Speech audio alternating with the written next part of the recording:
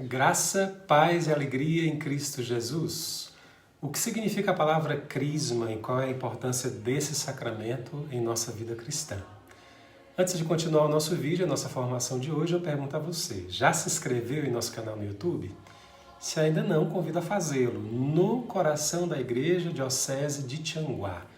Vá lá, se inscreva, ative o sininho das notificações e ajude-nos a evangelizar. Veja bem, quando queremos indicar o sacramento, é a crisma, o sacramento da crisma. O crisma é o óleo sagrado usado para o sacramento. A palavra crisma é vocábulo grego que designa também unção, ungido. Daí vem a palavra Cristo, isto é, ungido.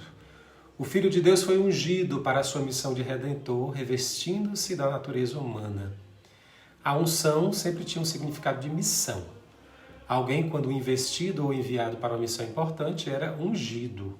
Assim, por exemplo, até os reis e imperadores, na cristandade, eram ungidos pela igreja para a sua missão.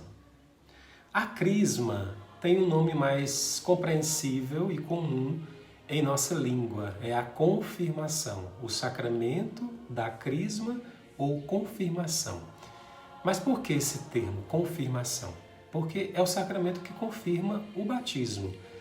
Se no batismo a pessoa já recebe o Espírito Santo, que a faz filho ou filha de Deus, na confirmação o batizado recebe, dizemos, uma plenitude do Espírito Santo, uma força especial do Espírito Santo que dará ao cristão a força adulta para defender a fé, para viver adultamente a fé, para enfrentar as lutas da vida na vivência da fé.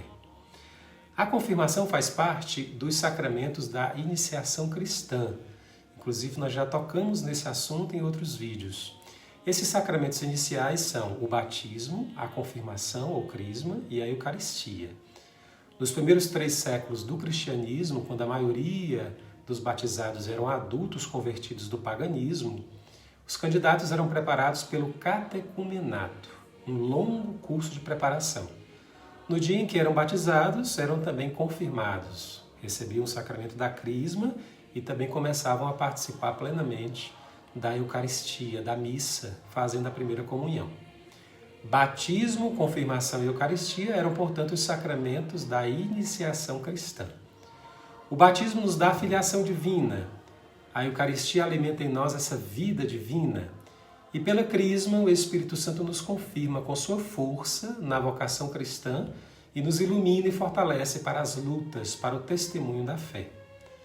Era assim que os primeiros cristãos se encaminhavam para o martírio, quando presos e condenados à morte por causa da fé cristã.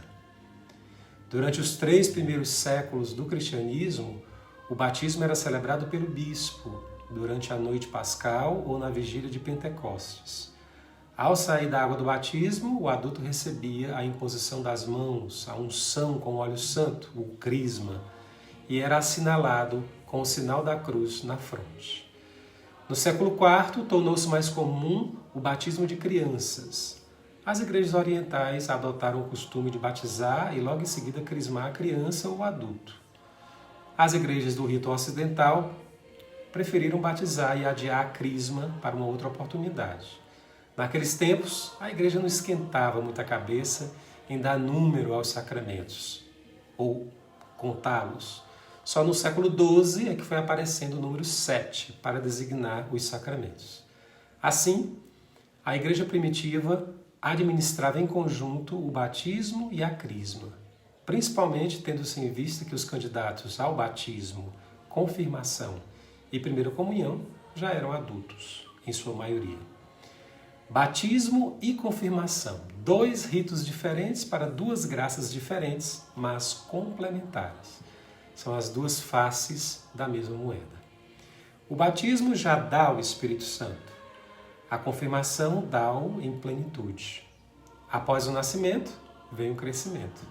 São Paulo nos diz, fomos todos batizados num só Espírito, eis o batismo. E todos bebemos de um só Espírito, eis a confirmação do batismo. O diácono Filipe evangeliza a Samaria e dá o batismo. Pedro e João seguem-no para dar a confirmação, impondo as mãos. conforme vemos no livro dos Atos dos Apóstolos, capítulo 8, e versículos de 14 a 17.